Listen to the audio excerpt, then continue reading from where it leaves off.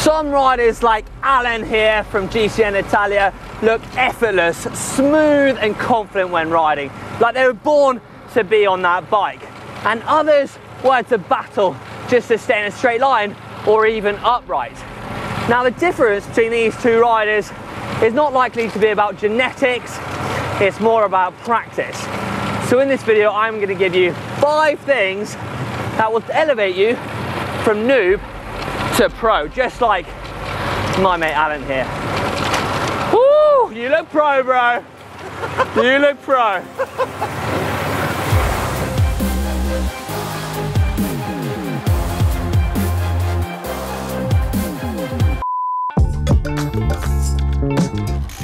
Many of us want to go fast, but sometimes it takes slowing down first. Now this will help on your control and balance of the bike.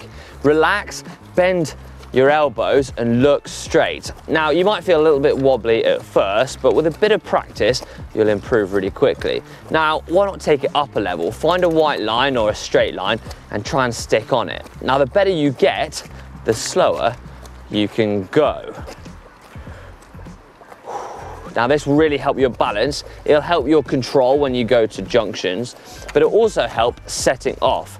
It won't just help going slowly too, it'll help descending at speed as well. Seems simple, but it does work. A really important skill to have up your sleeve is being able to ride one-handed or even no-handed.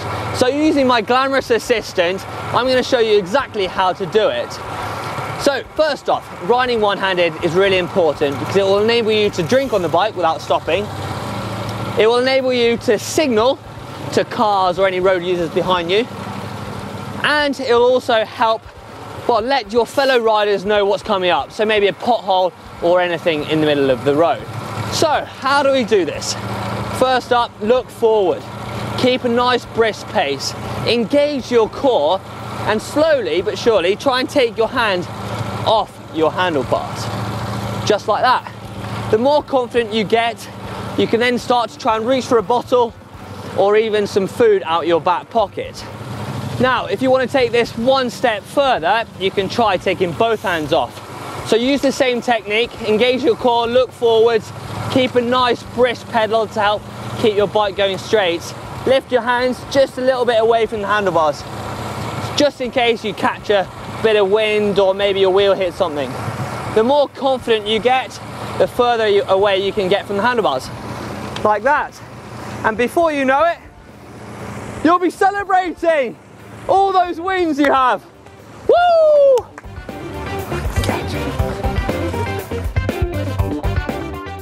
Now, with these 2 previous skills, your balance and confidence will be much improved. But how can we build our confidence when cornering? Now, something I like to do when waiting for mates or going out before I go out on a group ride is find 2 objects that are 10 feet apart and do a figure of 8, like this.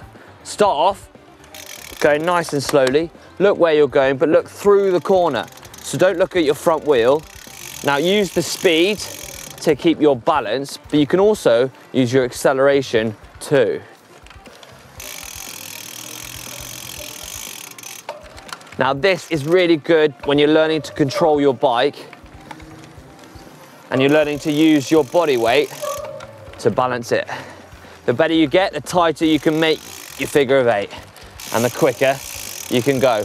Right, let's speed it up now, shall we? It's also really good fun. Now you might think that the bunny hop is reserved for kids and mountain bikers, and the thought of leaving the safety of the tarmac will send shivers down your spine. But the bunny hop is actually a really useful skill and it can get you out of danger. So when it comes to bunny hops, bend your arms, lift that front wheel up, and as you're doing so, lift your back legs too. That should kick up the rear wheel. Now when it comes to landing back onto the tarmac, bend your arms and use them as shock absorbers so you get a nice smooth landing. Now it might be worth practicing this on the grass somewhere soft, so if you do get it wrong, you don't land on this tough tarmac. But when you get confident at it, take it to some stones like this or even over a manhole or a pothole. And you might even try doing up a curb too. It is worth mentioning though to make sure your bike is set up correctly. So make sure your quick releases are nice and tight so it can take the landing. But do practice this because it will give you a lot more confidence when it comes to riding. And you do come across things like this.